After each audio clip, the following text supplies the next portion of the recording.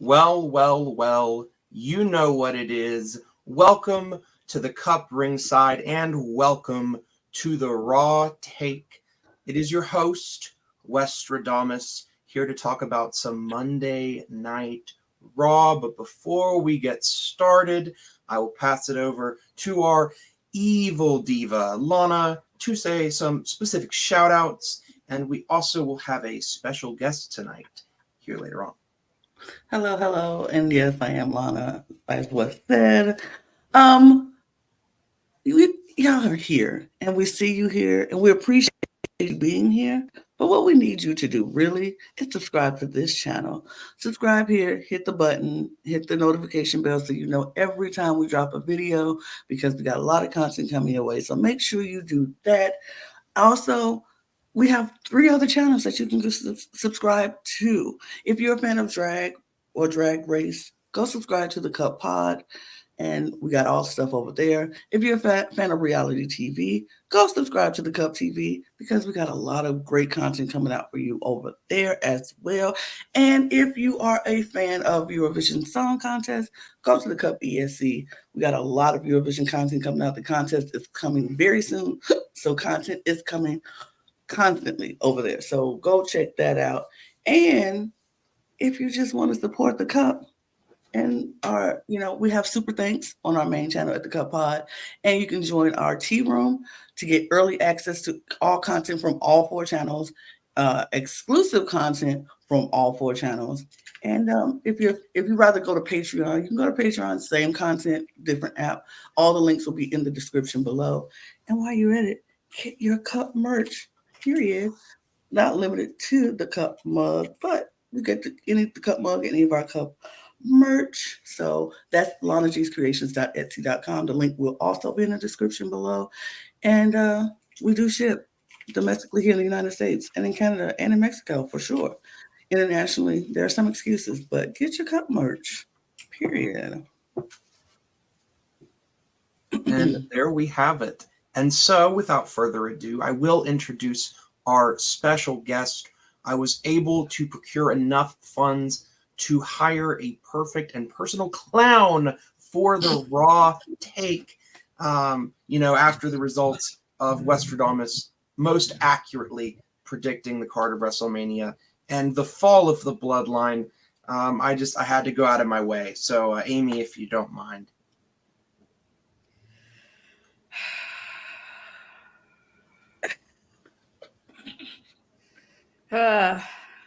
Hi, congrats, Wes. I did promise you I would show up with a clown nose if Roman lost. I'm still in denial. I'm still very upset. But I do keep my word. So I'm here. Congrats again for winning the most predictions correctly. Congrats on finishing the story. So, of course. Thank you, Amy. I will dismiss you on your way. But I didn't watch 3 hours of everybody patting Cody on the back, so I can't really say much about this Raw. But y'all have fun, and we'll see you over on SmackDown. Period. Of course. Well, what a Raw After Mania it was when, of course, we get Paul Levesque opening up the show, giving some wonderful thanks to the audience. We had a huge crowd on Raw, perhaps the biggest Raw we've ever had, with over 20,000 in attendance. When, of course, as Amy kept her word, we had Cody Rhodes keep his word at WrestleMania, and so he appeared as the undisputed WWE champion for the first time on Monday Night Raw, his house, and he came in and was able to give a wonderful promo to the wholeness of Raw. There were many chants. Of course, we all wanted to see it here at Monday Night Raw at the Raw Take. What were your thoughts, Lana? I mean, it was a good moment. Honestly, I am one of those people who would like Bloodline to the end. But I also knew that the Bloodline had to come to an end at some point. And I feel like if anybody was going to be the person to end the reign of Roman Reigns, Cody is probably one of the best people to do it. Not because of, we just, for the sake of, we just wanted Roman to end his reign. But I feel like Cody has earned his place in the wrestling industry. He's been through a lot, and a lot of, like they say, he went from undesirable to undeniable to now undisputed. And Indeed. What a call sign. that's And like then that just that was it is chef's peak. kiss. It was beautiful and peak.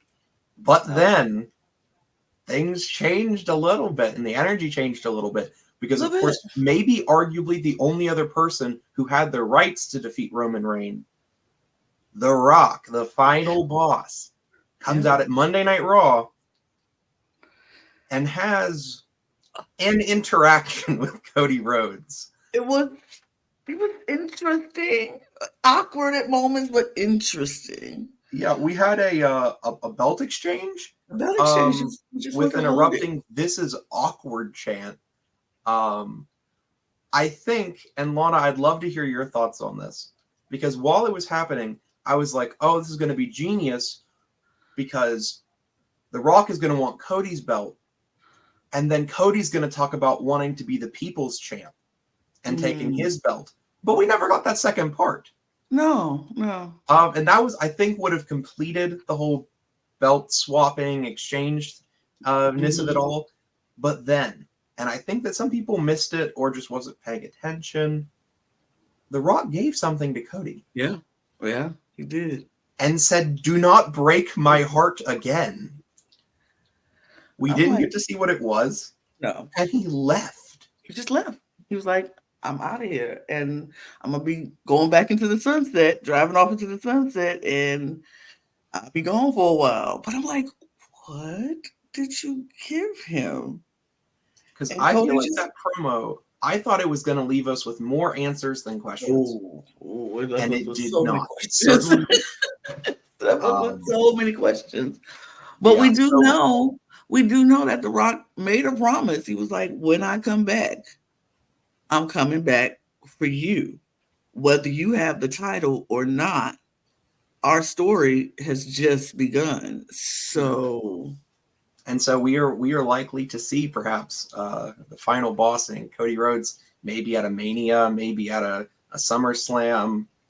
Who knows? But when he comes back, apparently it's going to be on site. So I was very happy with that. And we will move on to our first match of the night. After our wonderful introduction to the program, we start out right out the gate swinging when we get the announcement through this match of one of the first NXT stars that will be available in the Raw SmackDown draft, Ilya Dragunov, which some people saw coming. Some people thought he might be in NXT for a little longer because he is the reigning NXT champ. Yeah. And we got to see him have a pretty awesome blowout match with Shinsuke Nakamura. Was a fairly decent match, all things considered. I still think that we have the same gripes of Shinsuke. I know that Brooke had stated before, who would usually be on the Raw Take, my co-host, but they are sick, so much love sending out to them. Hopefully by next Raw, we'll be able to have their takes. But Shinsuke, of course, very good star, but doesn't seem to be giving 1,000% energy at all times. But even then, in this match, I feel like Ilya really was given the center spot and the highlight. And unlike AJ Styles, who just can't turn off the greatness, I think that the spot was rightly given to Ilya, and he did show off. So what did you think about it, Lana? I mean, I think Shinsuke is, we all know how great Shinsuke is. And I think Shinsuke, like you said, I think he knows how to pull it back a little bit more than like AJ Styles has shown that he's like, I'm not going to do that. But Shinsuke is like, I'll do it. It doesn't really matter. Pull it back just a little bit, because I feel like if Ilya needed to win this match, if Ilya didn't win this match, people will be like, why are we bringing him up then if he can't even beat Shinsuke Nakamura? Like, you know what I'm saying? When Shinsuke is not at his 100% best, why would we give him the spot if he can't beat him at 50% or 75%? So yeah, True. Ilya needed to win this match, and just to show that he is worthy, first of all, to be brought up to the main roster. His reign at NXT is a great reign and wasn't a fluke reign, or is it just because the talent at NXT isn't great? So I really enjoyed that Ilya was able to show, because I watched him. I went to an event and watched Ilya live. And he's a great wrestler. Like it was just a great match with him. So I think it was perfect. Have him win, show off his reasoning, and make the people who don't watch NXT root for him and want him to come up to the main roster. So I thought it was a good match, and it succeeded in that. And it was also, just a wonderful match of good quality, which Ilya always delivers. So. Very happy to see an Ilya Dragunov W, and even more excited to see if maybe he'll be drafted to Raw later on. Maybe him and Shinsuke both, and maybe they'll go into a feud or something, or he'll go in a completely other direction. So that was the beginning of Ilya Dragunov. But then we had a pretty incredible, of course, it is not Monday Night Raw if we do not get some swagger and some really mid threats from the group who runs Raw, the Judgment Day. Man. And so in all of their beautiful fashion, we got to see the Three Stooges appear first. And after they gave their beautiful introductions, Mommy, being always on top, came out and delivered a pretty Rhea Ripley promo. What else can you say when you've been doing it this long as Rhea and staying dominant as Rhea? Absolutely. And then something new.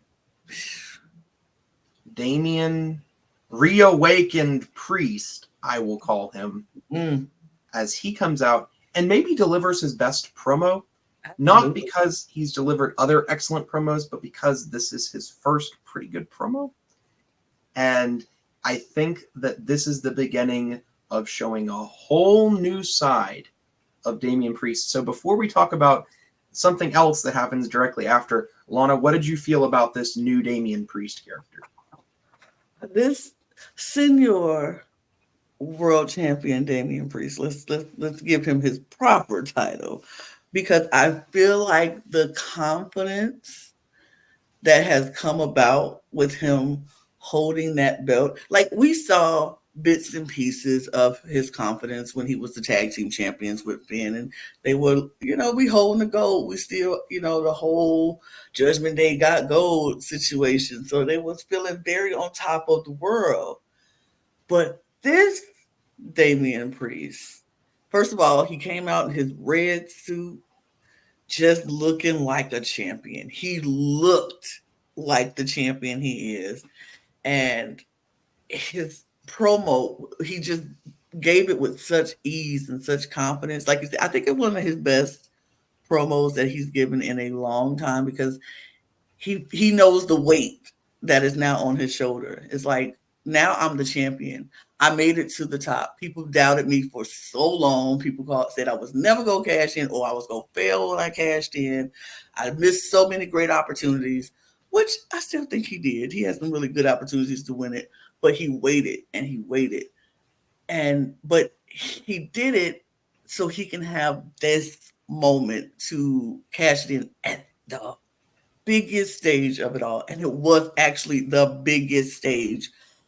And I think it was so great. And I think he now sees how big that is. So he has a swagger, a smoothness, a confidence about him, an air, if you will, that is like, I'm the champ. You really can't say nothing to me besides, what's up, champ? Like, that's who I am. And you will respect that. So I can't wait to see this new era of Damian Priest and how that gels with the Judgment Day. Is he going to get too big for the Judgment Day? Is the Judgment Day going to support him, or is it going to feel like he's overstepping? I'm interested to see where this leads, but as of right now, and the way it's going, because as we see later on in the show, I'm very interested in how this reign goes for him. Yeah, and I completely agree. And it does feel like he has transformed from taking on this gold. His confidence is at a different level. His entrance, his air, as you said, he does have this new air about him. Where before he felt like he was a part of the Judgment Day, but now it almost feels like he's trying to be on top. On top And of the we'll see how that feels, because everyone else wearing black, he comes out in that drip all red. I mean, that's if there's any type of purple. I separate myself, I am. I mean, The Raw champ, like he's the Raw champ. He the Raw champ. He didn't even come out in purple, like to say I'm still with the Judgment Day. Like, no, just making it red. It's kind of looking stuff to me. Champ first, Judgment Day second, but we'll see. We'll see where it goes. We'll see where it goes. Of course, directly after their celebration and during their celebration, we get the beautiful, the amazing, the hilarious R-Truth holding up his tag team titles, adding gold to the Judgment Day. He wanted to celebrate with the Judgment Day because he is part of the Judgment Day. And we got an amazing chant. Yes, you are. Which he is. Yes, you are. Yes, you are. Know? And it's so funny. I've never seen Damian Priest just more outrightly. Like, I think that might have been his best promo bit. Like, he sold it to me that he was so done with R-Truth, but he didn't just attack him outright. How can you attack R-Truth? We love R-Truth. Everyone loves R-Truth. But, oh my Lord, we're getting these Judgment Day still, even after Mania. The Miz shows up, comes on down at R-Truth's invitation. And of course, he wants no part of the Judgment Day. And so that leads to a whole ruckus. Enough to where we get JD accept the invitation that R-Truth provides of a 3-on-3 tag team match. It's him with the person in that chair right there. The person you can't see. And Miz was like, do you mean little Jimmy? I want to see somebody, not little Jimmy. And he was like, nah, not little Jimmy. It's me. It's you. And it's the person we can't see. And then like, I thought that this was a brilliant kind of nod. And I think that every single big wrestling fan in the previous eras knew exactly who R-Truth was talking about. The man you can't see. And the match goes underway. Absolutely. But no one's there. And they even promoted it as a 2-on-3 handicap match. I was like, stop doing that. Yeah, and they promoted it as a 2-on-3 handicap match. They think, oh, R-Truth's crazy. He's talking to little Jimmy again. But we know better. We know better. We are the CUP. We know what we know. And if you're Westradamus, you know a whole lot. Mm-hmm. And so as the match progresses, we see, unsurprisingly, the man who cannot be seen. You can't see me. John Cena appears, takes off to the ring. We get an incredible offense, the iconic offense of John Cena, followed in suit by R-Truth, and then The Miz. Lana, we get the 15 knuckle shuffle. 15 knuckle shuffle. 15. The 15 knuckle shuffle. We get the A. Yes. Into the 1, 2, 3. It was incredible. What a match. It was incredible. But as incredible as that was, I want to know if you noticed, like I think you said it before, but if you noticed, Damian Priest never attacked R-Truth and The Miz. He sent his minions to do it for him. Yep. Usually, before this, Damian be in the midst of that, just like pounding away, getting his pound of flesh. But he was like, I'm the champ now. And that, to me, was a small little sign of how this is going to work. And I do think we go get Damian Priest rising a little bit above the Judgment Day. And we'll see how that happens. But yeah, John Cena comes out and helps. And I was like, this is great. It was a great moment for the fans who were at the Mania afterwards. It was a great moment for the fans at home watching to get John Cena one more time before he goes back and do Hollywood for a while. It's just, these are the moments that we love on the Raws after Mania. It's just like, okay, whew, this was fun. This was good. It winds up the whole nostalgia of the weekend, and it's great. And it was a fun way to do it. And for it to be R-Truth. We love R-Truth. We just, there's nothing that man can do that nobody loves. Everybody loves R-Truth.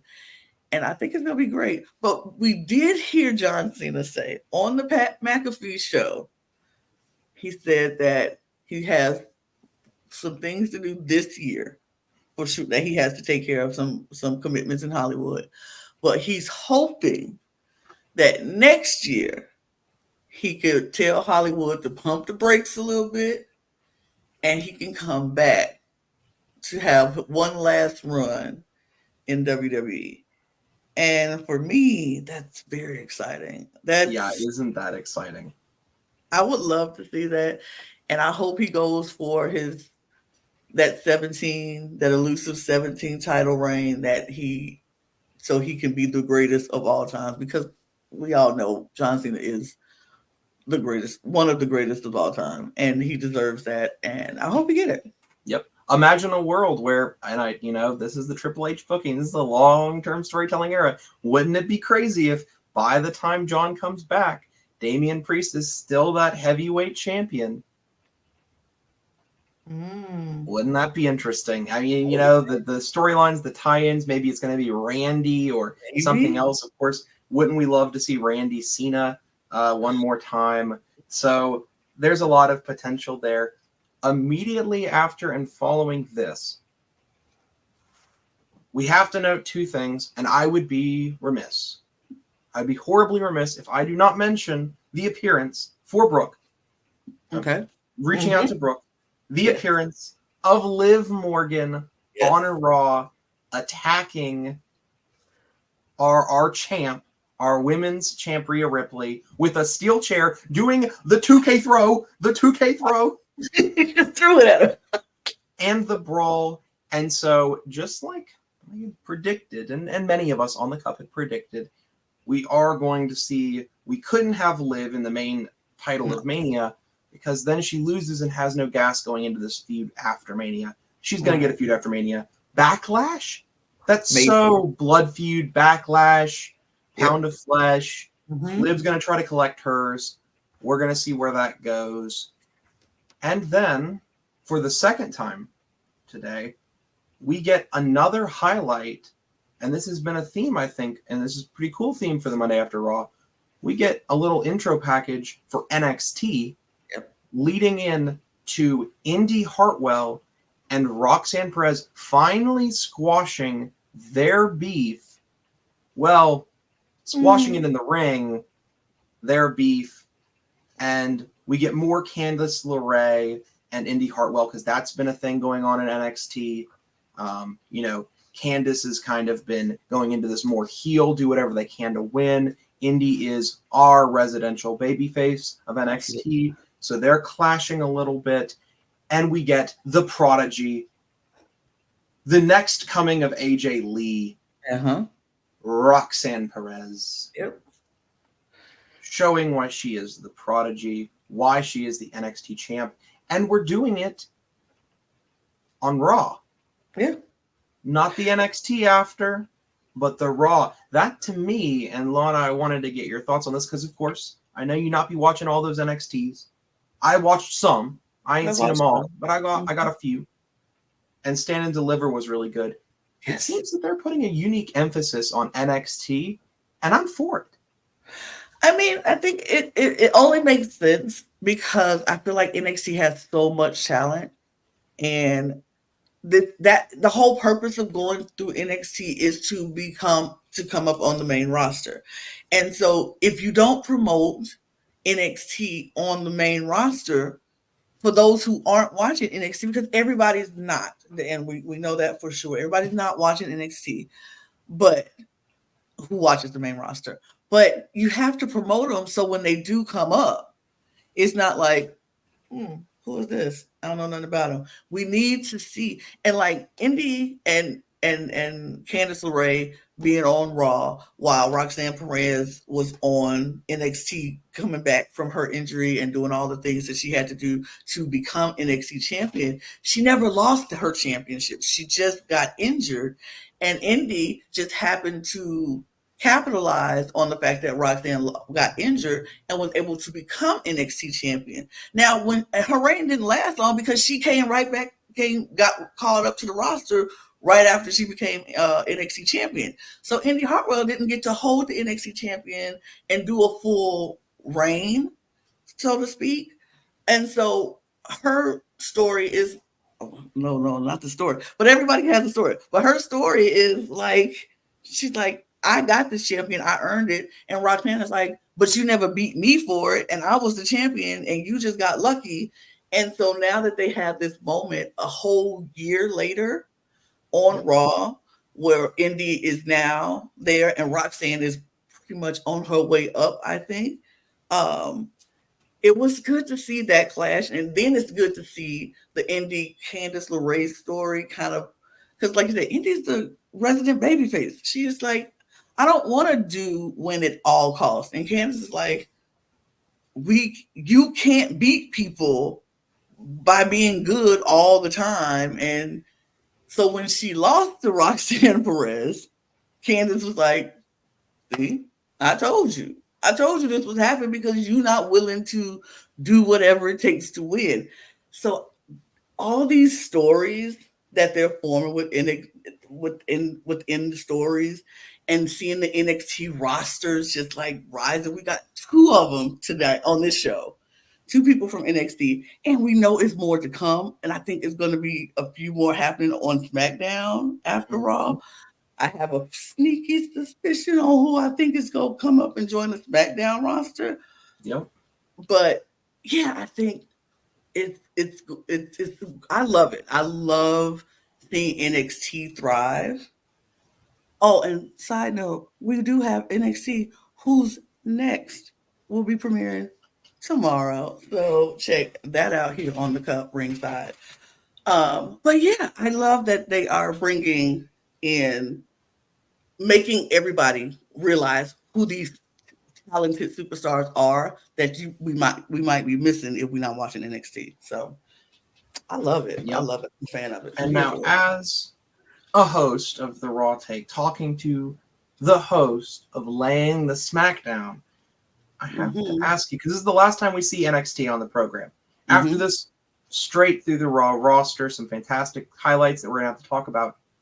Do you think that they might be being a little cheeky here in what NXT stars they are featuring on both brands? So we know that we've seen Roxanne Perez, we've seen Ilya Dragunov on Raw. We're probably going to see some other people on SmackDown, just like you said.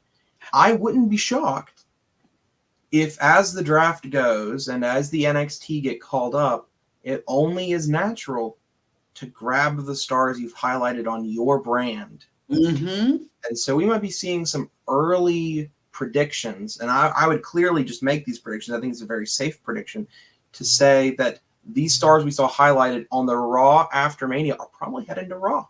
And so on and so forth for SmackDown. Absolutely. And you know what else?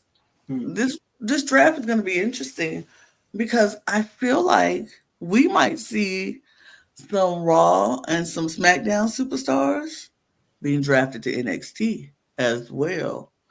And I wouldn't be surprised and I wouldn't be shocked because we did have an interaction backstage between Roxanne Perez and Natty. And Natty was like, I'll see you tomorrow on NXT. And Roxanne was like, no, correction. You'll see me tomorrow at my show. So I'm like, okay.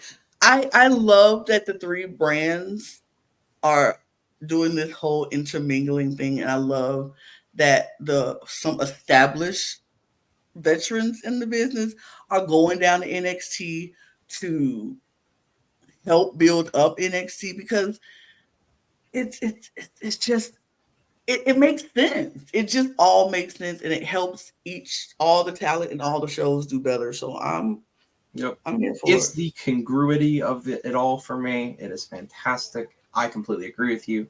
I'm happy to see NXT. I wanted to highlight here that NXT is getting a bigger spot, and I really appreciate that as someone who doesn't watch every NXT, because then these call-ups, I kind of already know who you are. I kind of know your character, and so when you appear, you're not a surprise to me, and I appreciate that.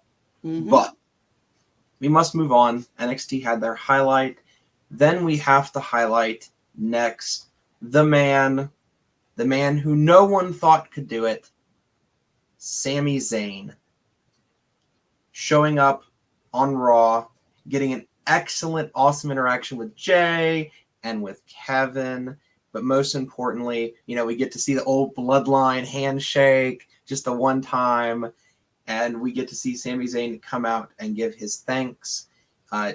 He first, acknowledged Gunther and his reign, but then leads it with, again, the motivational, I am the man who beat him. And you have to give it up for that. But Sami Zayn was not allowed to celebrate in complete peace because Ludwig Kaiser and Imperium had to rain on his parade a little bit. I mean, that only seems right. Like, I don't think anybody's just gonna let you celebrate that you just beat the person that they involved with. It's just like, I ain't gonna sit back and let you celebrate that you beat up my sister. So it's like, no, we gonna talk about this. And and talk about it they did. Calling him a bum. They called him a bum. And after they called him a bum, they proceed to do some Shield-like tactics. Move around the ring, crawl in like a pack of wolves. They start taking it to Sami, but immediately we hear, "Shoosh! Shoosh, please," as Chad Gable makes his appearance. He was going to get shouted out by Sami. He shows up, baby meat power intact, and they have a pretty incredible tag team match. One of maybe my favorite wrestled match on this card.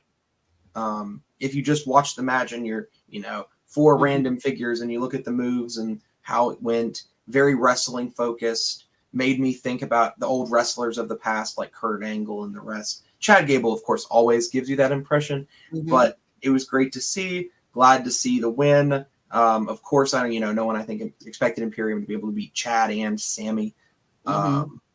So I'm glad to see that. And it looks like we are not going to see some type of immediate tension between the two of them. Everyone was like, Raw After Mania, Chad's going to be upset. Raw After Mania, Chad's going to be upset. No. We aren't in the Vince McMahon era no more. We are in the Paul Levesque era. We are in the Triple H era. And this is going to take a little while. I think it's going to simmer. It has to. It has to. It will seem weird for Chad to immediately come out after Sami, after you did all that work to help him and give him that confidence boost and all that stuff. It would seem weird for him to be like, now I'm mad he won. No, you've been trying to get him to win this whole time. You should be happy, and then it's fester and simmer. Like, yeah, I'm happy for you. I'm happy for you. And after that match, we did get to see just a little hint that we are going to get to see that match. That favor is going to get cashed in. I thought Sami Zayn was a little hilarious with him like, oh, I already did that favor. I'm just kidding, bro. I'm just pulling your leg. I know what you want. I'll give you that match. And so we are going to see it, but we haven't seen that expected Vince McMahon crazy dynamic personality heel change out of nowhere. So glad to see that hasn't happened yet. But we'll see how Chad Gable feels if he cannot beat Sami. That's what I think maybe it won't be the I'm mad at you type of deal. Maybe it's the I did you a favor, you give me the favor back, and they do have a match. No, but no bad blood during the match. But if Sammy beats Chad, then Chad has to start reevaluating. Like, hold on, and it's like maybe it's a couple of times. It was like 2-3 matches when Sammy wins, and Chad is like, I can't beat him now. And it turns into a more of a resentment thing. I feel like Triple H is going to give us that slow burn, which I personally like. I don't want it to seem very rushed and like, I win, now I'm mad, I'm coming after you, and then I take it off of you. And I want it to simmer and slow burn and give us another good story behind it. So, yep. And speaking of, well, I don't know if I'd call it a good story, but it's a story. We get to see our 3 GMs of the brands, and they're all conversating. And we get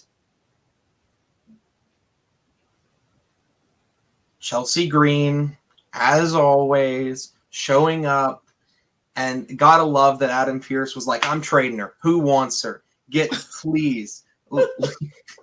And, we get the emails and the texts and the DMs and the VoIP and the whatever, any way of communication. Chelsea Green was not happy that she was not on the WrestleMania card. Mm-hmm. And we are going to get, a match for Chelsea Green just for her. All 3 GMs agreed. She gets this match on the Raw After Mania. She's like, oh, I'm doing good. I got everything I need. She didn't realize that a storm was brewing. She didn't realize it, Lana. She didn't realize what she'd been put up for. As for the first singles match of Jade Cargill on Raw, the Raw After Mania, she appears, does her thing. Please. I think we've already talked about this match longer than it was. Build up. We talked the build up more than the match. Jay. Oh man. Absolutely decimated that woman. It was it's bad when the promo for the match is longer. Just was longer. Yep. She talked to Adam Pearce longer than she stayed in the ring against Jade Cargill. Yep. But hey, we knew that was going to happen because Jade Cargill is on a warpath. The woman is a menace. And until we see a real challenger for her, I don't expect to see a match last longer than 2 minutes. Absolutely not. No. Not until we get a real challenge. We got to get a real match, a real feud, a real dominant powerhouse coming. And Jade is on SmackDown, so we'll see who over there can give her that challenge. That I think a good feud between Jade and Tiffany Stratton would be fun, and I think it'll be good and decent because I think Tiffany Stratton is a really good competitor, and I think she can give Jade a little run for her money. I don't know if I would say she go win or be victorious on top all the time, but I think it could be a good back and forth between them. Yep, and you know what? I personally would love to see them kind of be in their own lanes for a little bit. Let them both get their wins. Let them both establish themselves on the product, and then let's throw them at each other at a SummerSlam. Let's make this a big match because Tiffany Stratton, one of the most talented performers, I think, of the women's division of wrestling, period. And then Cargill has all this hype around her. We don't know how green, not green she is. She's kind of being hid from us a little bit with squash matches and very few matches. But we've seen her enough so far to know that she has some presence in that ring. And so we are really looking at star power and prowess, against each other 1-to-1. We'll see how that goes, but I'm very excited for it. But we must move on to the main match of the Raw After Mania. We are getting a 4-man number 1 contenders match for the heavyweight championship. And immediately, I was a little surprised on the selections. A little surprised. Really? A little. Yeah, I was. I was taking a little bit aback. Obviously, I think everyone know that 2 made sense.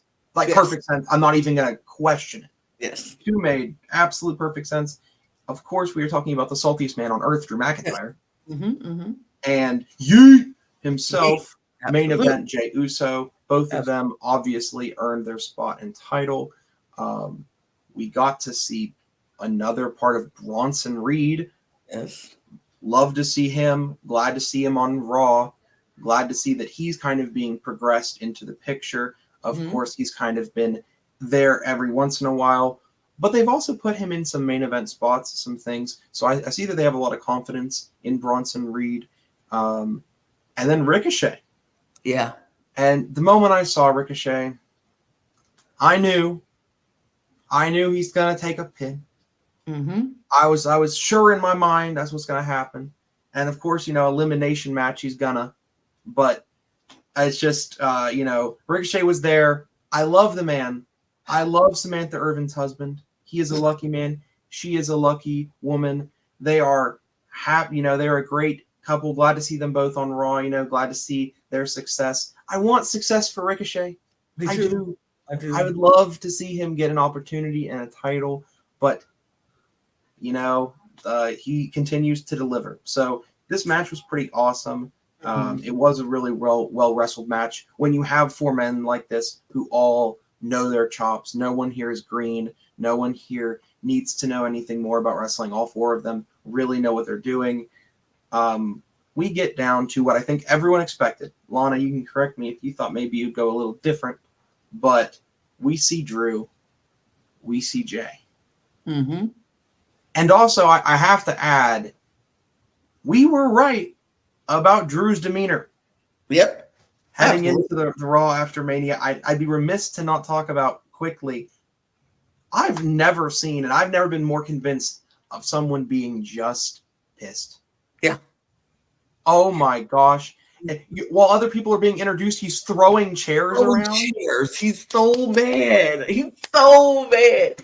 And I feel like it's so crazy because I'm like, you're mad at CM Punk when you should be mad at yourself for focusing on CM Punk. It was like you had a job to do. But I feel like that's his inner turmoil is just enraging because he is probably so mad at himself, but I don't want to say I'm mad at myself. I need to blame it on somebody else, like we like to do in our life. I don't want to say it was my fault. It was your fault. So I'm going to blame you instead of blaming me.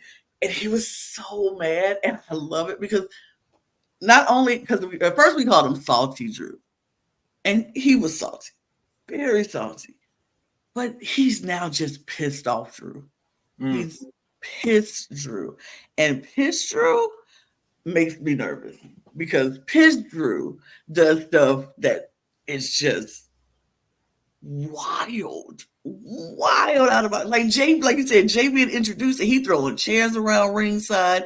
He threw a microphone at Pat McAfee because Pat McAfee was doing a yeet dance, and he's just pissed, and it ain't gonna change no time soon. No, and it won't. And so, of course, we have pissed off Drew McIntyre, who's looking like a whole new animal, a whole beast. And Jey Uso, who's in peak form. We get to see more of main event, the real kind of main event Jey Uso, the one I was wanting to see on Mania, which we got to see some of at the end. Yes. And then we get to see a pretty great match. But Drew is taking this match.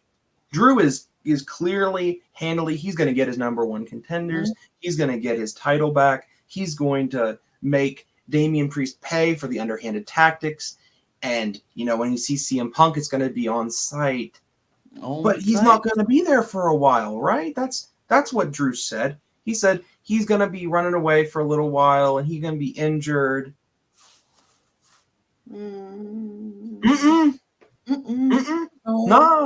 No, we don't see that. No, you know what we do see? 3, 2, 1, CM Punk interference. Oh, you're not going anywhere because I got your foot. No. No. He said, "We take your foot. We What's your keep that. foot? We take that. You ain't Claymoreing nobody. No No, one's getting Claymored. No.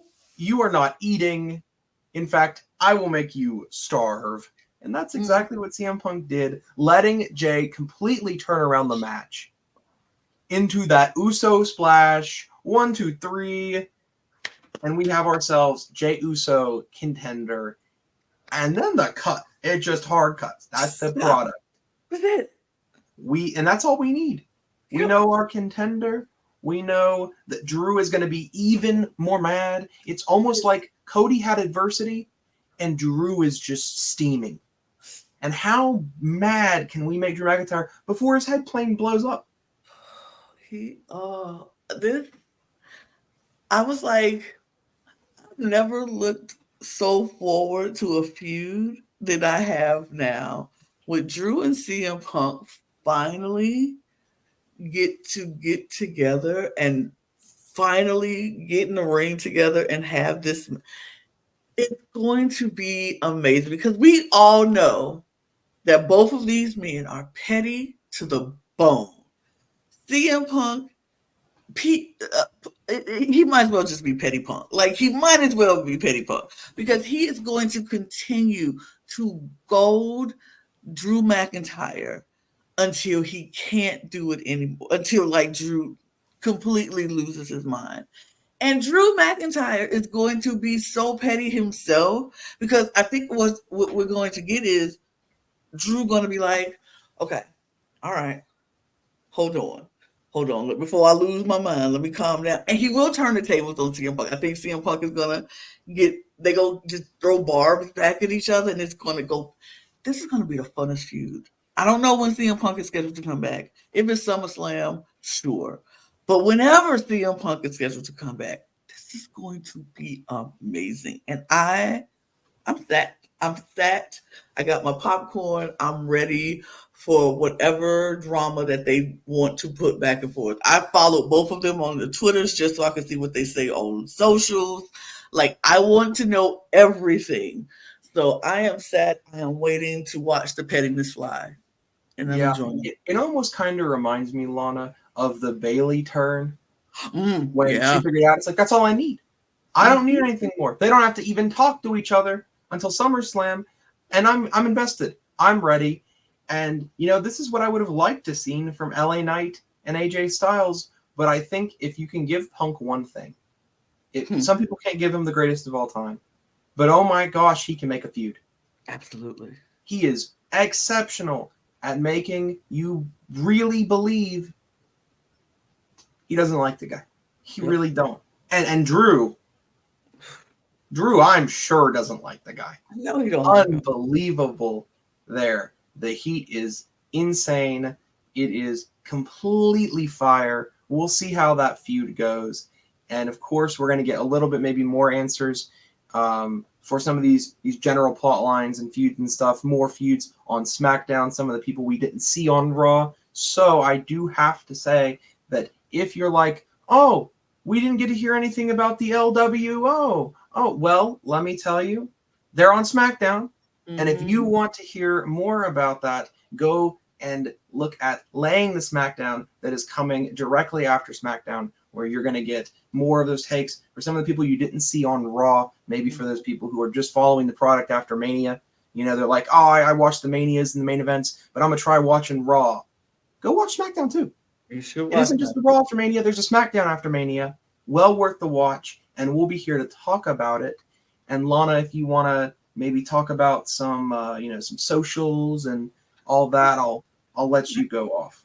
Absolutely. I should have put the banners up, which I forgot to do, but there it is. Also, you know what else is after Mania? There's an NXT after Mania as well. So you definitely want to check that out because we have two great hosts in Lewis and Donovan who are going to be hosting the NXT after Mania tomorrow. So that show will drop tomorrow night or tomorrow or Thursday morning. Either tomorrow night or Thursday morning. So check it out. And you know how you will never miss it? Hit the subscribe button and the notification bell so you won't miss it. And Lay in the SmackDown will be dropped Saturday evening as well. So you want to catch all of that. Follow us on all of our socials at the Cup Pod on Twitter, Instagram, and TikTok, where we put all our funny moments from all 4 channels. Um, you can also follow Wes and myself, me on Twitter, Wes on Instagram. Wes is on Instagram. I'm shocked. I followed because I had to make sure it was real. But follow Wes, follow myself on Twitter. My Instagram is right there also in my title, right? Nope, there it is. There it is. Um, so follow me on Instagram as well. Do all the things, hit all the subscriptions and notification bells and all the things on all the channels. All Yep. that will be in card and in the description below. Get your cup merch. Get the cup. Get the cup. It's a great cup. And you know what? If you have some tea to spill, if you have a raw take that you need to tell us, go tell us on the socials. Go tell us in the comments. Absolutely. Tell us. We want to know your raw take. You've heard ours. And that's all we got to say. That's it. So I guess we're gonna get out of here. And we appreciate you watching Raw Take. Make sure you join us at Who's Next and on Laying the SmackDown. We'll be here every week. I'll be here on Raw Take from time to time, but I'm gonna leave it to West and Brooke because this is their show. SmackDown might invade from time to time, though. Just letting you know. But cheers, y'all. We're gonna get out of here. Cheers. Bye.